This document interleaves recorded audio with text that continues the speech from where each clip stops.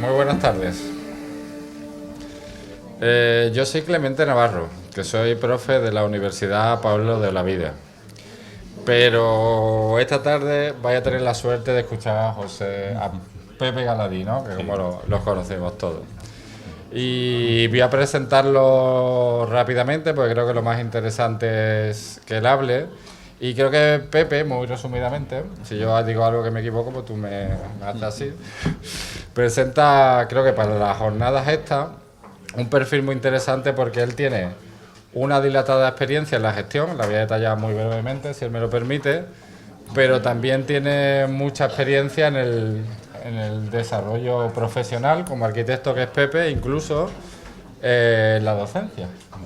O sea, que reúne una visión, digamos, desde 3 puntos de vista. Ahora, casi toda la más importante, la de gestión, es el jefe de servicio de rehabilitación de vivienda de la Consejería de Fomento.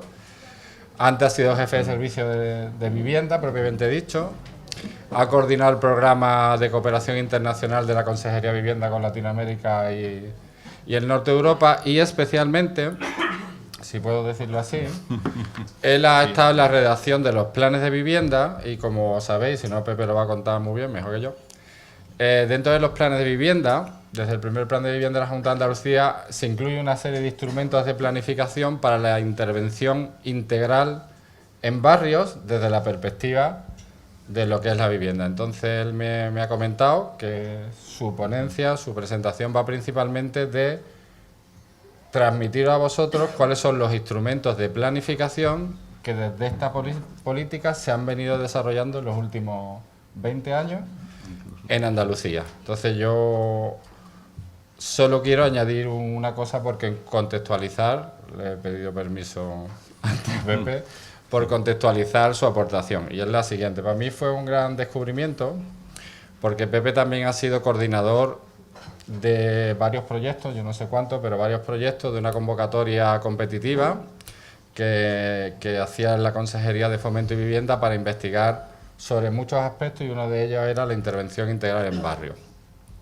Yo tuve la suerte de que él fuera mi coordinador y descubrí, no solo porque lo pensaba, descubrí la importancia que tiene la intervención de vivienda para la transformación de los barrios. Entonces yo me adelanto, si me permite, en señalaros que todos estos instrumentos de planificación lo tenemos que ver no solo desde el punto de vista de la vivienda, es decir, no solo estos instrumentos pueden mejorar o no, eso es Pepe quien tiene que decirlo, un aspecto muy importante de la calidad de vida que es la vivienda, sino que la mejora del aspecto físico de los barrios, de la vivienda, de los edificios, yo he disfrutado mucho viendo las cosas que han hecho, tiene repercusiones directas e indirectas sobre otros importantes aspectos de la calidad de vida sobre los que intervienen otras administraciones y otro equipo de trabajo. Así que yo os rogaría el favor de que cuando Pepe nos cuente todo eso, vayáis pensando desde vuestra perspectiva qué relación podéis establecer con esos instrumentos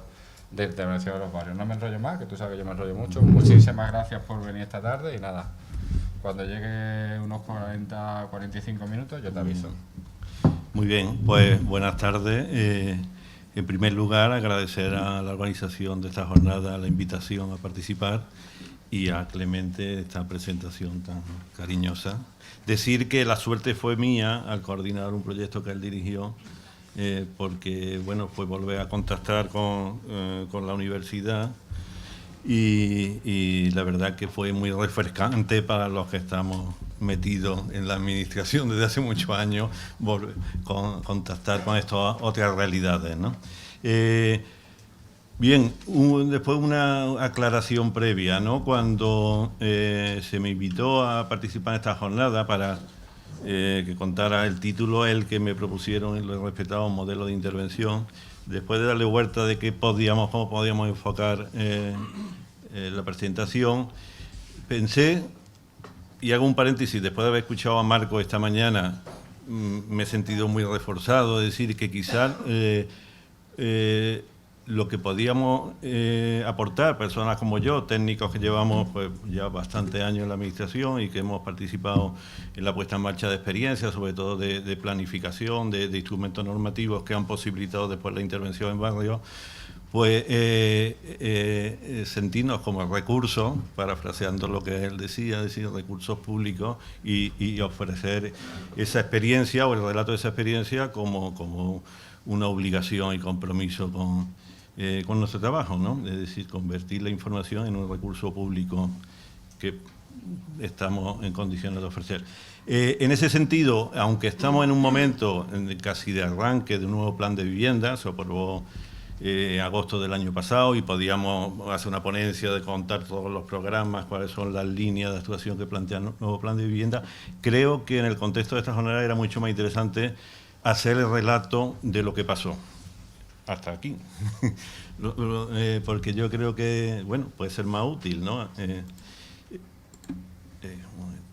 Sí, en primer lugar, bueno, no hace falta extendernos mucho, pero todos sabemos que tras el estallido de la burbuja inmobiliaria, la política ese estallido puso en evidencia las contradicciones del modelo expansivo de desarrollo urbano y de las políticas o los crecimientos urbanos basados en la vivienda como bien de inversión, más que sin consideración de otros aspectos. Esa crisis pues provocó la necesidad de reformular las políticas de vivienda y con más o menos acierto, muy mermadas presupuestariamente, desde entonces se han centrado en la recuperación del parque residencial existente. Cuando hablo de las políticas hablo tanto a nivel estatal como autonómico, ¿no? Recuperación que se ha enfocado normalmente en dos líneas. Por un lado, el fomento del alquiler para propiciar el encuentro entre la demanda y la bolsa de vivienda vacía, y por otra parte la rehabilitación para recuperar los conjuntos urbanos en proceso de degradación. En ese contexto, ya digo, y en el contexto de unos recursos presupuestarios mermados y reducidos, no cabe duda que la recuperación de los barrios construidos en la segunda mitad del siglo XX, todavía no estoy hablando de barrios marginales, estoy hablando de los barrios construidos en la segunda mitad del siglo XX, supone un reto primordial por varias razones muy básicas. La primera, cuantitativa.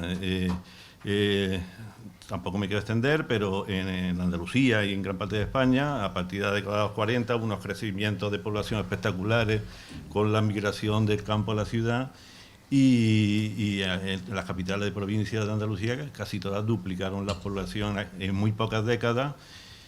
Y muestra de eso es que el censo del 2011, el 40% de las viviendas principales existentes en la ciudad andaluza fueron construidas entre 1951 y 1980. Eso da idea de la dimensión, de la envergadura del reto, ¿no? de lo que supone poner a punto esos parques residenciales.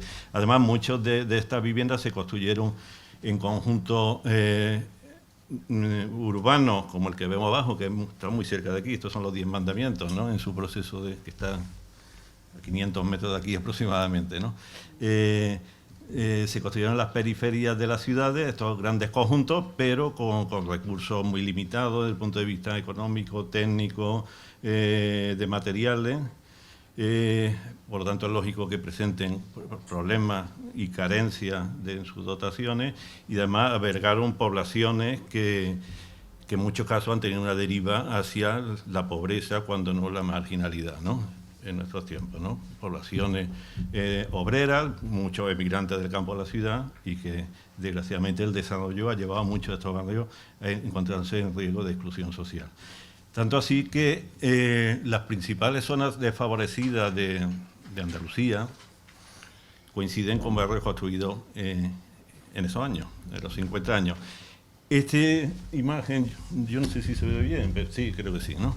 Es precisamente de otro trabajo de investigación, en concreto un trabajo dirigido por Carmen Egea, que es profesora de Geografía Social en la Universidad de Granada, y es un trabajo que de alguna manera apuntaba en parte al reto que existe en vuestro proyecto, me refiero a los compañeros de igualdad, del diagnóstico, que era localizar la zona que nosotros entendíamos que debían ser objeto de atención, visto desde un doble parámetro, es decir, el parámetro de la vulnerabilidad social y de la deficiencia habitacional. Es decir, que las zonas que están representadas en rojo son las zonas que, a partir de la explotación del censo del 2011, conviven situaciones, ya digo, de vulnerabilidad basado en parámetros socioeconómicos y de déficit habitacional, basado en estado de conservación y fundamentalmente falta de dotación y demás.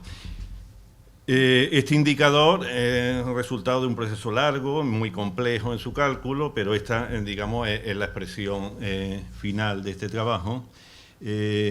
Indicar que hoy en día, al menos en este estudio, los factores de vulnerabilidad o la combinación, digamos, más explosiva, la que hace que salte en rojo esas manchas, es debido a muchos parámetros, pero unos parámetros que inciden mucho es el envejecimiento y la falta de accesibilidad.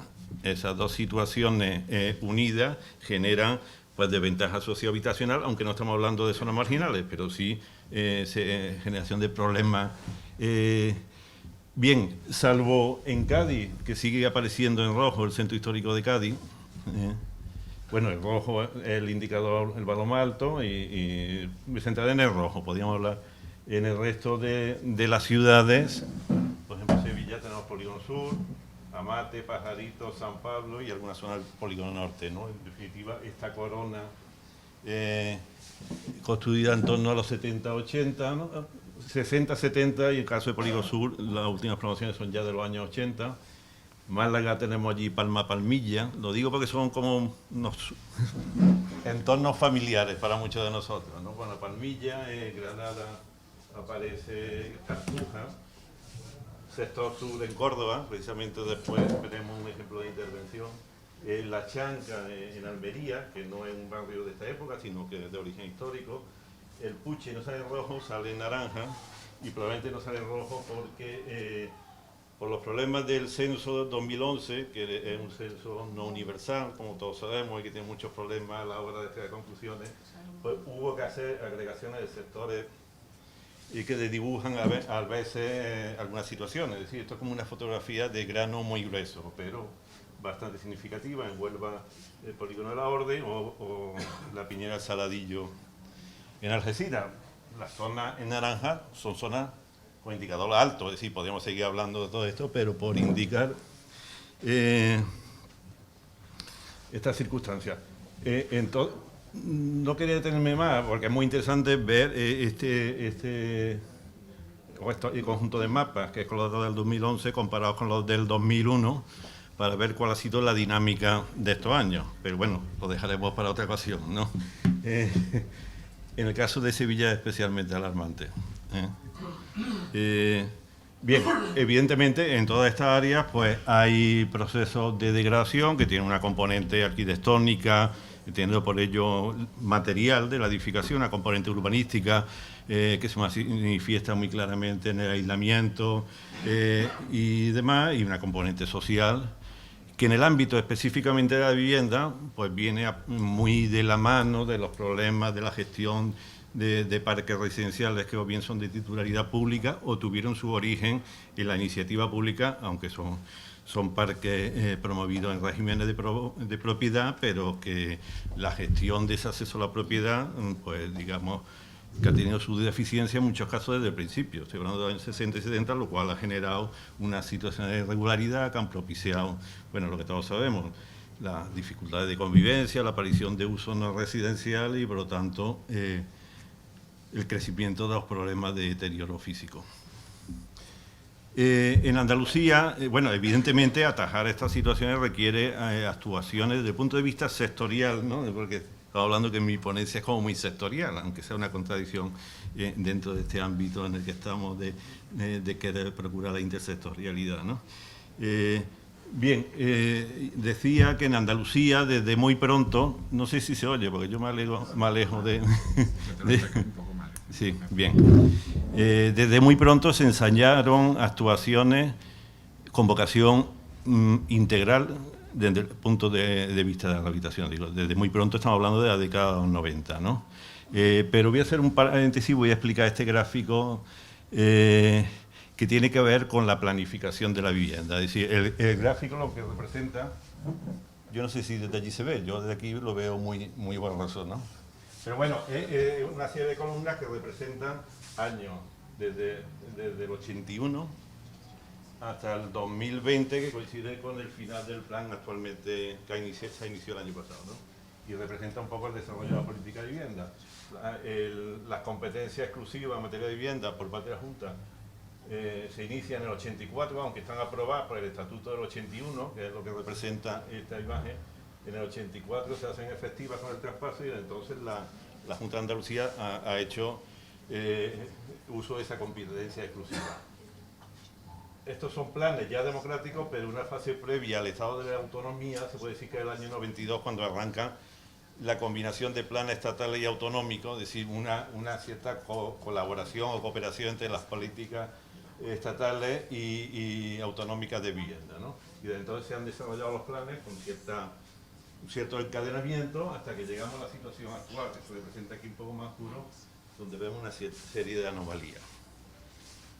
Anomalías, por ejemplo, el plan estatal que terminó el año pasado teóricamente, sí, 2013, 2016, sin embargo, no entró en carga hasta final del 2014 y ha tenido 2 años de vigencia solamente, aunque formalmente son 4, y nos encontramos en una situación anómala de una prórroga del plan, pero que todavía no se ha formalizado a esta altura del ejercicio los convenios con el Estado para dotar de financiación a actuaciones.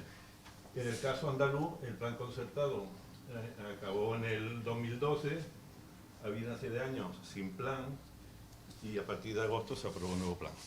Si entrar en valoraciones cualitativas sobre esta situación, lo que no cabe duda es que representa una situación anómala en este proceso. En definitiva, lo que representa es que las políticas de vivienda están todavía muy afectadas por las turbulencias, por llamarlo de alguna manera, derivadas de la crisis económica. Y es en el contexto en el que estamos. Es decir, las experiencias que yo voy a contar tienen su inicio y su mayor intensidad en otros momentos, y no cabe duda que en este panorama hay un momento de colapso y estamos utilizando términos informáticos como reiniciando el sistema. No en el sentido de volver a donde nos quedamos, sino con las nuevas componentes que se nos han instalado, volviendo a reiniciar el sistema y a dirigirlo. Yo creo que el plan actual está en esa situación, en un momento de desarrollo, pero ya digo, más que contar lo que apunta el plan, yo me voy a centrar en esta visión,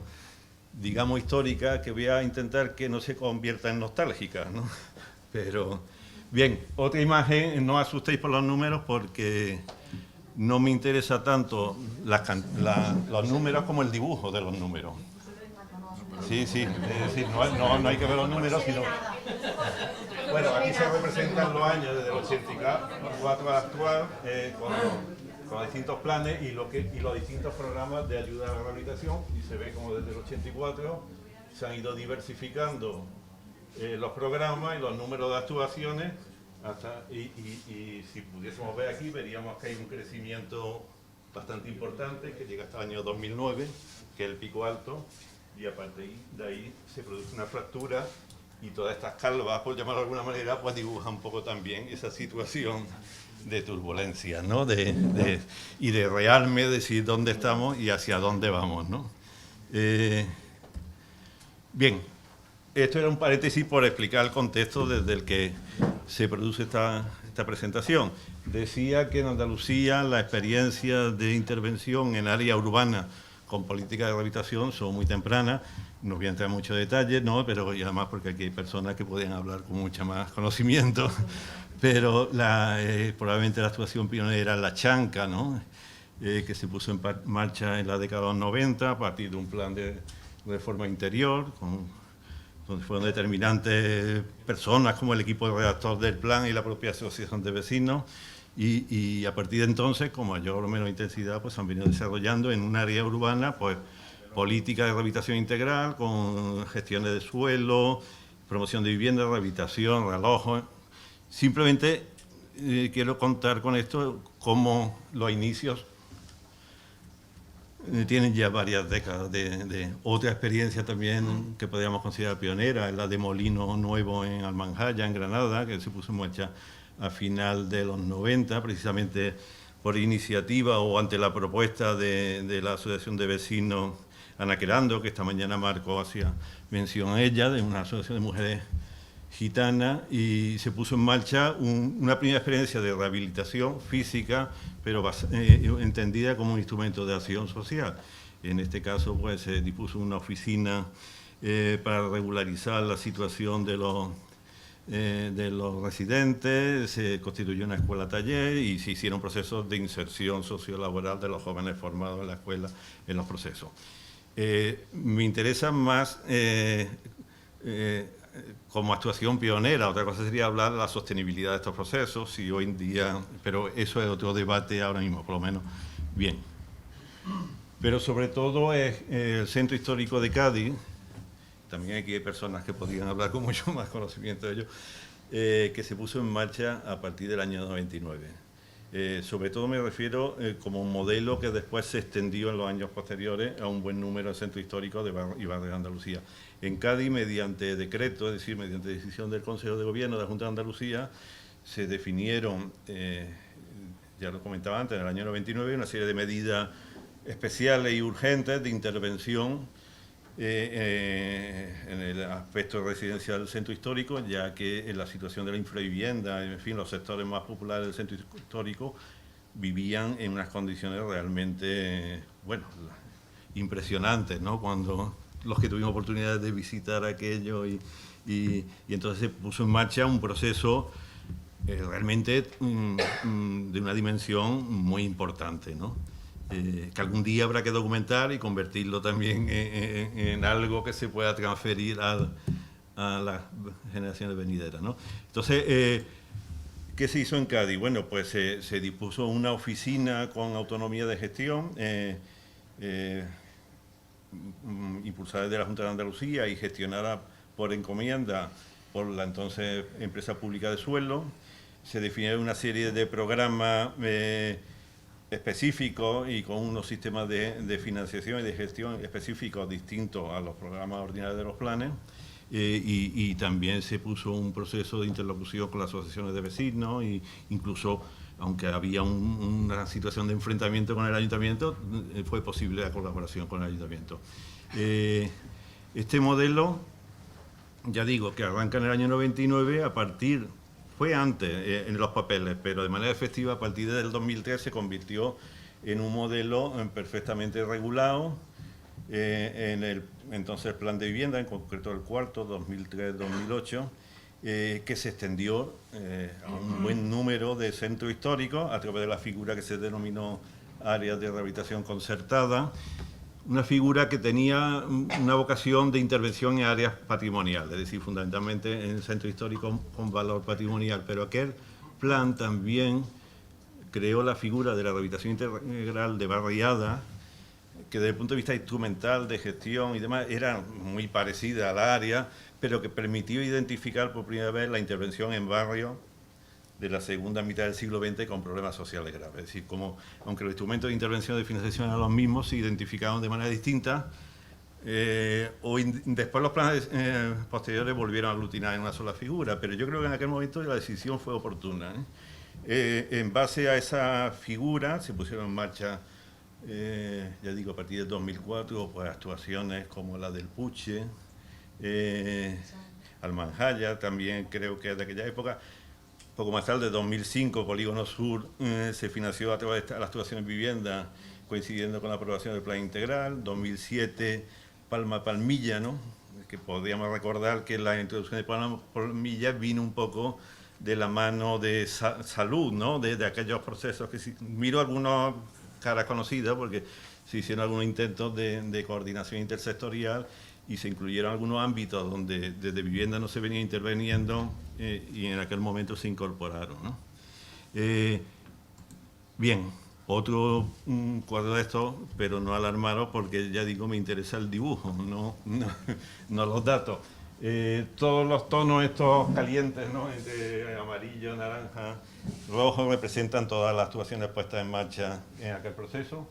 Este punto es el Centro Histórico de Cádiz, que corresponde al año 99, y a partir de ahí van entrando otras actuaciones, y sobre todo en el 2004 se produce, bueno, hay una apuesta política de nivel de Consejo de Gobierno, de una decisión entiendo, del más alto nivel, que es una apuesta por llevar estos procesos de rehabilitación a un buen número de ámbitos. Ya digo, mayoritariamente centros históricos, pero se incorporan bastantes barrios. Y se inicia un proceso que dura aproximadamente una década, donde se ponen en marcha muchísimas actuaciones, y cuando en el año 2009-2010 llegan las dificultades presupuestarias, pues se convenia con el Estado, que son estos puntos azules, acuerdos con el Ministerio para reforzar una financiación que de pronto se vino muy abajo. Todo este periodo está financiado íntegramente con recursos autonómicos. A partir de este momento se incorporan recursos estatales, con lo cual las actuaciones se da un pequeño, un balón de oxígeno que permite que continúen, y esto representa la situación actual, que son convenios con el Estado, pero con el plan que está prorrogado un año, y que en principio, si da tiempo, intentaríamos comentar, pero que lo voy a aplazar. No sé si se ve esta línea resaltada en otro color. Es un proceso de 15 años, y que es la actuación que he elegido para contaros con un poquito más de detalle. Todavía tenemos tiempo, ¿no? Que es una actuación, además, elegida pretendidamente, como lo hablamos antes, como muy sectorial, porque es una actuación de rehabilitación física de bastante peso, tanto residencial como urbana, es decir, una transformación física bastante importante de un barrio de características con una población vulnerable, ¿no? El proceso arranca en 2009, ahora iremos comentando. En 2004, 5 años más tarde, es cuando se constituye la oficina. Sí, me están diciendo que... Sí, en 2004 se constituye la oficina de rehabilitación del ámbito e inician las obras. Sí, unas obras que no han tenido especial incidencia, pero que duran 10 años, terminan en 2014. Lo digo porque yo creo que es un tema importante, bueno, cuando se habla de rehabilitación integral, hay que dar en cuenta de cuáles son los tiempos, ¿no?, de estos procesos, porque últimamente estamos siempre como con la lengua afuera, porque llegan de pronto unos fondos europeos que hay que gastar en 3 años, un plan estatal que hay que ejecutar en 2, porque si no te quitan el dinero, y todo eso es bastante incompatible con cómo se desarrollan estos procesos. Ya digo, bueno, voy a procurar estar sentado para no tener problema de micrófono. Como decía, voy a pasar muy por encima, más a base de imágenes, mostrando esta actuación en el sector sur de Córdoba. Todo este conjunto urbano, un conjunto residencial construido en distintas épocas, en la orilla izquierda del Guadalquivir, y tiene la característica de que ha ido albergando desde final o desde mediados de los años 50 a poblaciones trabajadoras, de renta muy baja, e incluso algunas en situaciones de exclusión, muchas procedentes de asentamientos chabolistas, y ya digo, el San Martín de Porres sería el área que está dentro de esta línea, y forma parte del sector sur, que es un conjunto de en torno a 5.000 viviendas que se construyen en los primeros años 60. Puede parecer frívolo, ¿no?, ahora de pronto entrar a contar la historia de algo que ocurrió hace muchos años, ¿no?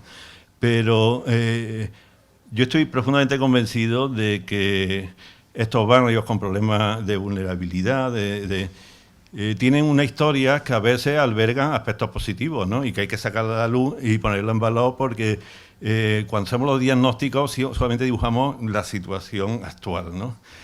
Olvidamos los procesos históricos que han dado lugar, y además cuando se profundiza en esos procesos históricos a veces aparecen temas muy importantes, ¿no?, que hay que poner en valor y hay que escribir porque normalmente no están escritos, ¿no? Y una manera de luchar contra la estigmatización de estos ámbitos, ¿no? Bueno, no tenemos tiempo para entrar en muchos detalles, pero el sector sur, estos terrenos, esta es una foto del año 56, corresponde al vuelo que hicieron los americanos, el primer vuelo que se hace del territorio español, pero por el año en que se produce, es una instantánea que dibuja los procesos inmediatamente anteriores, o la situación inmediatamente anteriores a los grandes crecimientos de final de los 50 y principios de los 60.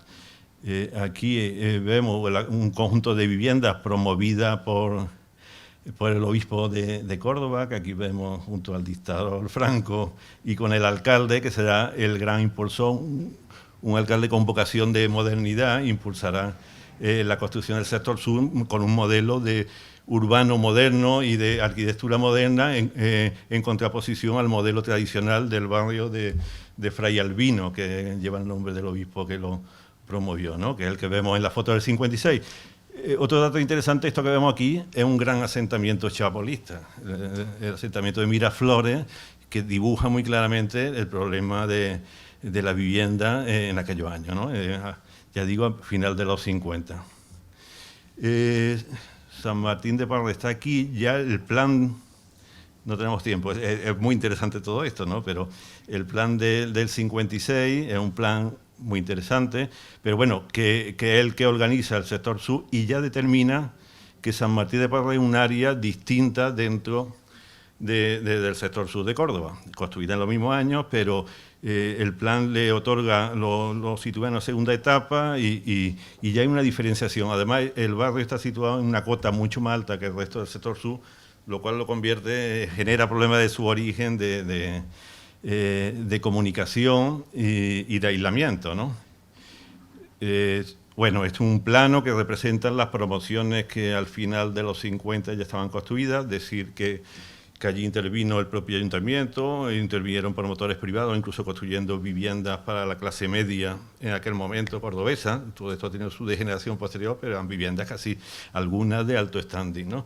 Viviendas, promociones de cooperativas, de cajas de ahorro y también promociones públicas de la obra sindical del hogar, ¿no? Y un promotor muy extraño, singular en Córdoba, denominado Obra Social de Huertos Familiares, Obra Social Cordobesa de Huertos Familiares. Realmente era una entidad vinculada al Instituto Nacional de Colonización y vinculado a los procesos de colonización agraria, pero que también promovió viviendas y en concreto promovió gran parte de las viviendas de San Martín de Porres, y esto tendrá sus consecuencias en los tiempos presentes, porque es un promotor que dependiente del gobernador civil, que después no tendrá capacidad para gestionar las viviendas que construye y parte de la degradación se inicia desde los años 60 debido a esa falta de gestión.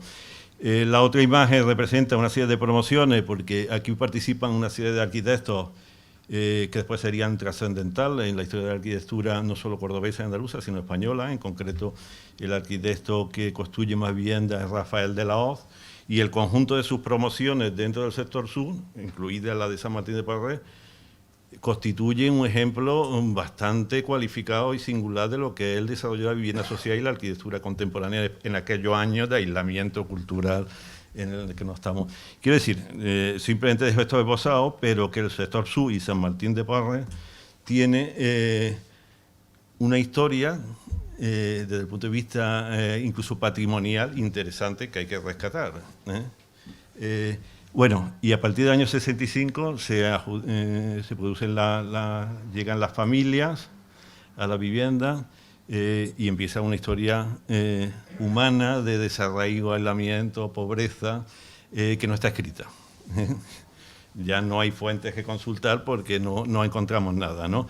Simplemente la foto es bastante significativa. Por ejemplo, en qué condiciones de urbanización se entregan las viviendas. Tan solo los bloques están sobre un terreno baldío y tan solo hay un pequeño encintado, ¿no? Es la única urbanización, todo lo demás es... y bueno, vemos familias con hijos jóvenes, muchos de estos niños tendrán hoy 60 años, ¿no? Y probablemente sean los residentes de esta vivienda. No sé si de los padres quedarán muchos, pero es la historia de una generación, ¿no? Vinculada a esta vivienda. Ya en el año 99 se producen dos hechos contradictorios y bastante interesantes. Por un lado, las viviendas de San Martín de Porres, que han ido reconociéndose en el ámbito de la arquitectura, entran a formar parte del catálogo de la arquitectura del movimiento moderno de Andalucía, como un ejemplo singular y importante de la vivienda social, y en ese mismo año se produce la demolición de uno de los bloques. Demolición o sea, el ayuntamiento el que demuele un bloque debido a su deterioro físico y social. Ante el movimiento ciudadano que reclama una intervención, el ayuntamiento, ante no saber qué hacer, se opta por demoler el bloque como símbolo de desconcierto, pero mismo también de inicio de un compromiso. Yo creo que también permite esa visión positiva. A partir de entonces se pone, bueno, no sé cómo vamos de tiempo, ¿no? Me imagino. 10 minutos menos. Vale, bueno, pues entonces iré un poquito más tranquilo. ¿Qué había pasado, no? Cómo hemos llegado a los años, a final del siglo XX, demoliendo un bloque y al mismo tiempo metiendo esta vivienda en un catálogo patrimonial, ¿no? Bueno, repasando algunas fotografías de la época o los planes de vivienda, de los planes generales de ordenación urbana, este es el PEGO del 86, el primer planeamiento de ayuntamientos democráticos, y cuando se repasa el plan pasa por San Martín de Porres como si no existiera y no hubiera ningún problema, no hay ninguna determinación. Fotografías de ese mismo momento, pues vemos que aquello sigue sin urbanizarse. 30 años más tarde estas viviendas están en un campo baldío, tan solo hay una calle, la calle Torremolinos, que se urbanizó en los 60, entonces aquello ha seguido igual, han pasado 30 años, ¿no? Después decimos población desestructurada, ¿no? Población también desatendida, ¿no? No cabe duda, ¿no? Y vemos, bueno, la situación de las viviendas, ¿no? Ya digo, estas fotos, sorprendentemente, está extraída de un catálogo de arquitectura que se llamó 50 años de arquitectura en Andalucía, que hizo y donde se rescataban un proyecto de la modernidad de Andalucía, y esta foto precisamente es de ese libro, pero que refleja cómo aquello no tuvo más atención que la construcción y la entrega de las viviendas a su familia, ¿no?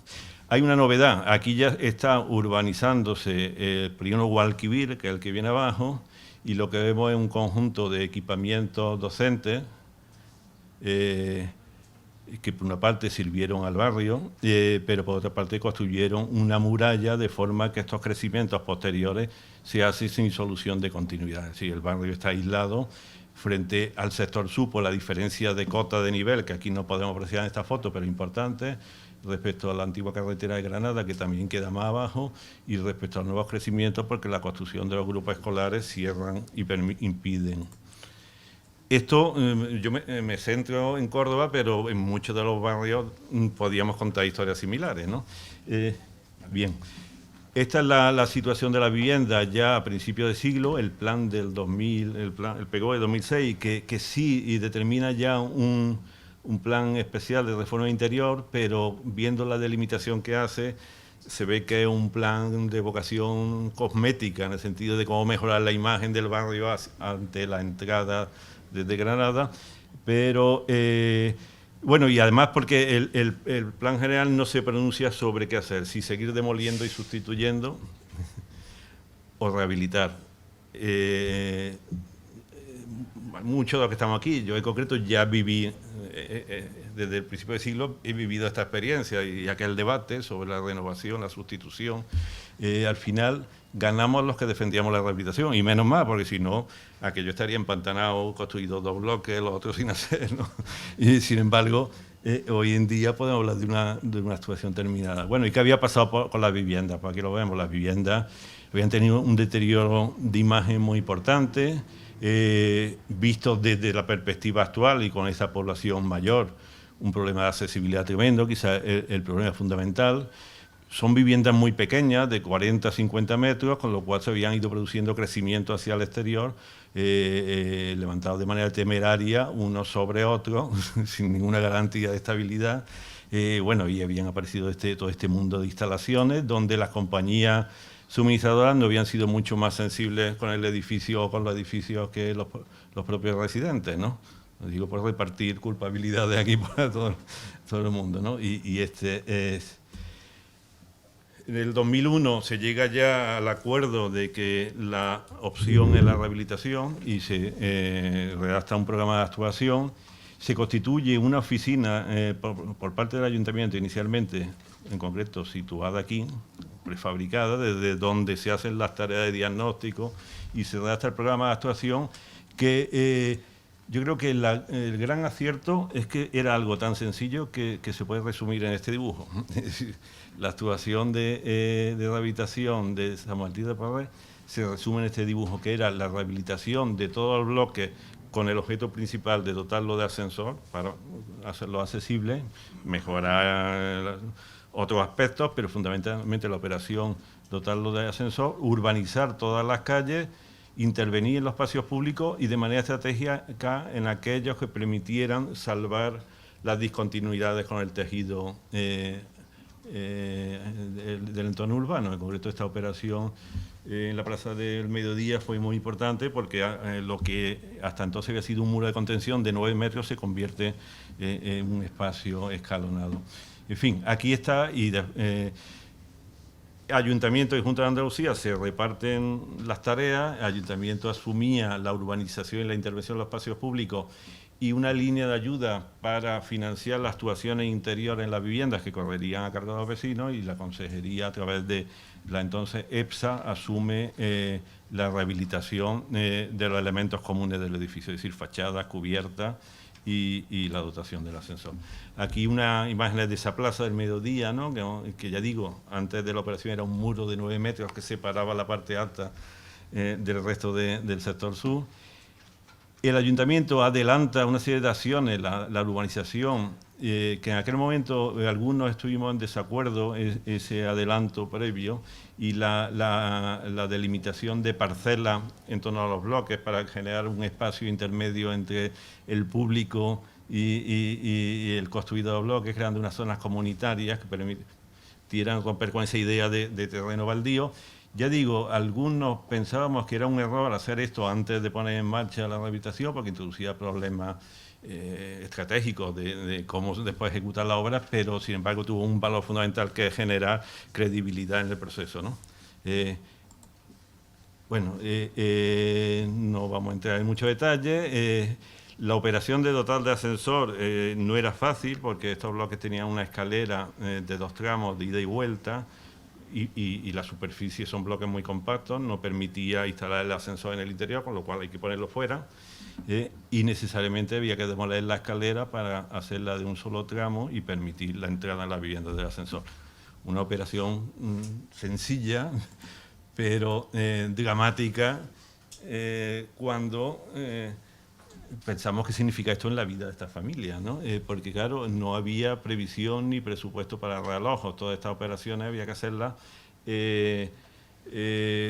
permitiendo el acceso a la vivienda todos los días, ¿no? Con lo cual, bueno, pues un proceso complejo, pero bueno, esta imagen ilustra lo dramático de estas actuaciones, ¿no? Cuando hablamos de rehabilitación, yo insisto mucho en esta componente física, porque a veces hablamos de cosas, de qué tal, pero las cosas requieren su tiempo, su esfuerzo y el compromiso de todos, y el sufrimiento de la familia, ¿no?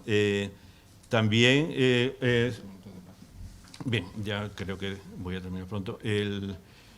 Problemas como eliminar todos los tendidos eléctricos, telefonía, sacarlos fuera para poder intervenir la vivienda. En fin, problemas estratégicos complejos de coordinación con los vecinos, pero también con muchos más agentes que a veces eran más complicados que los propios.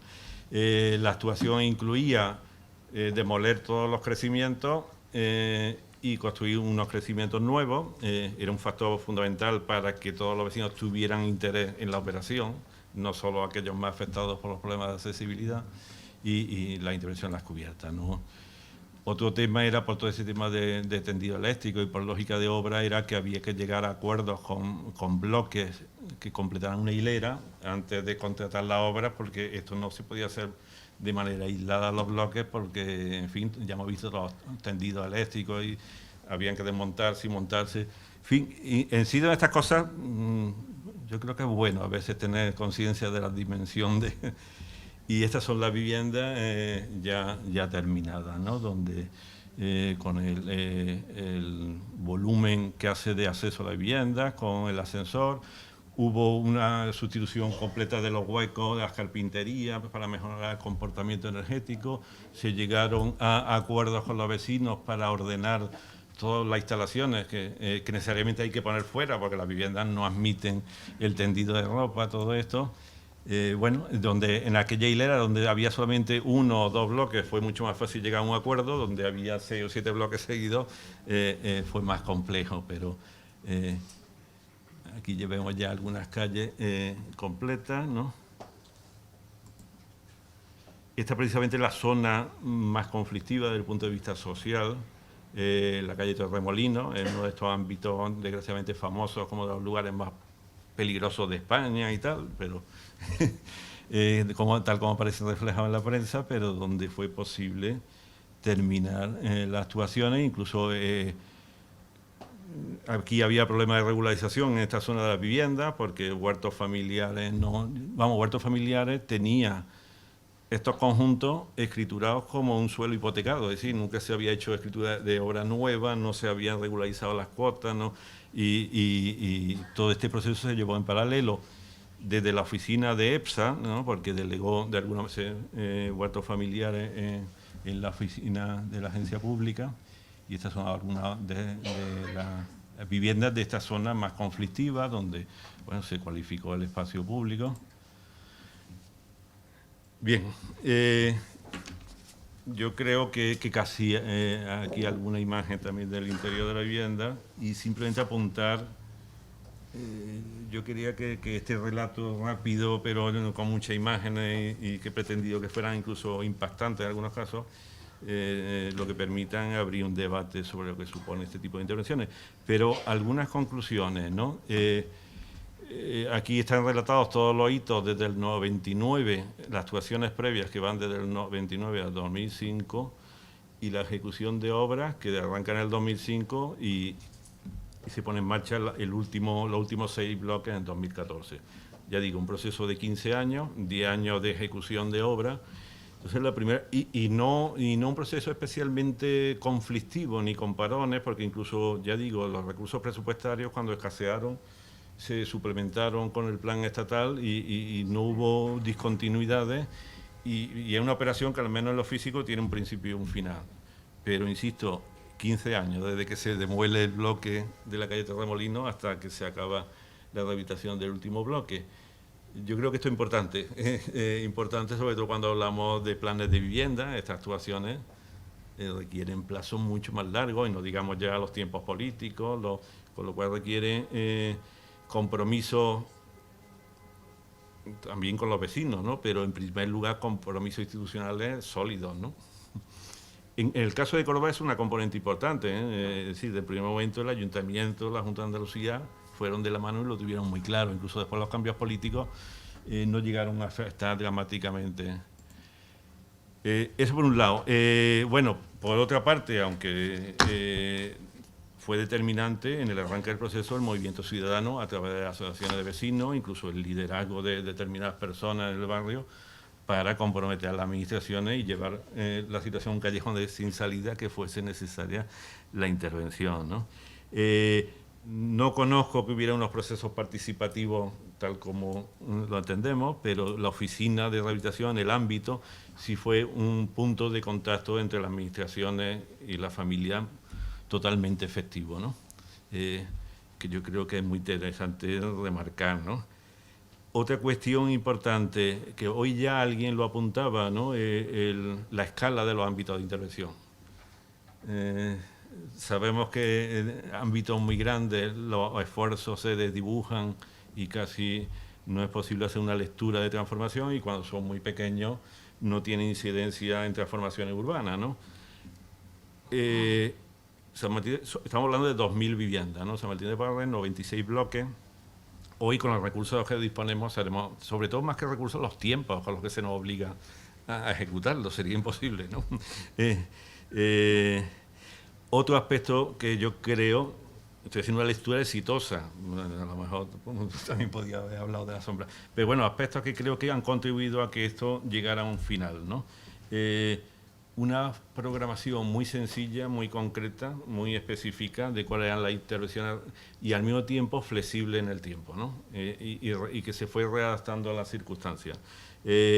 Otro aspecto que también quería, me parece fundamental, la cualificación técnica y humana de las personas que dirigieron esta actuación.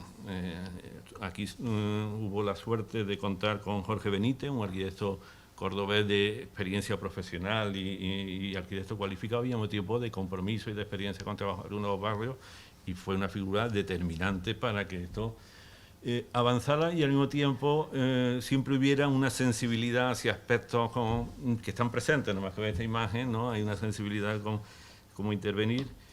Y después, ya por último, algo que había dicho antes, ¿no?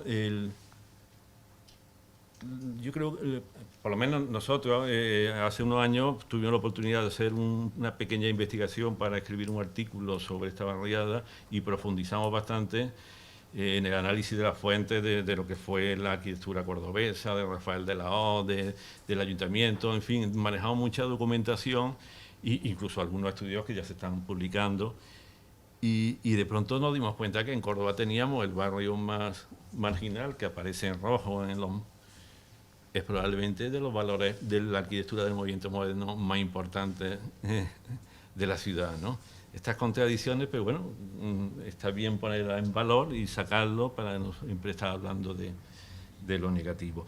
Yo creo que ese estudio histórico, necesariamente histórico, hay que hacerlo en los barrios, no solamente de la arquitectura, también, ya esto me corta porque puedo cantar batallita. Para mí este barrio tiene también una componente autobiográfica porque yo estudié el bachillerato en uno de esos institutos que construían la barrera, con lo cual viví esto. Este barrio tuvo una historia también muy interesante de compromiso político y de lucha antifranquista y fue un campo de batalla importante también. Yo creo que de esas cosas importantes recuperarlas y ponerlas en valor porque se pierden y nos quedamos solamente con el barrio, la calle más peligrosa de Córdoba, ¿no? Cuando realmente hay un montón de historias detrás de estas familias que son muy importantes, ¿no? Y yo ahí ya lo dejo. Bueno, muchas gracias, profesor.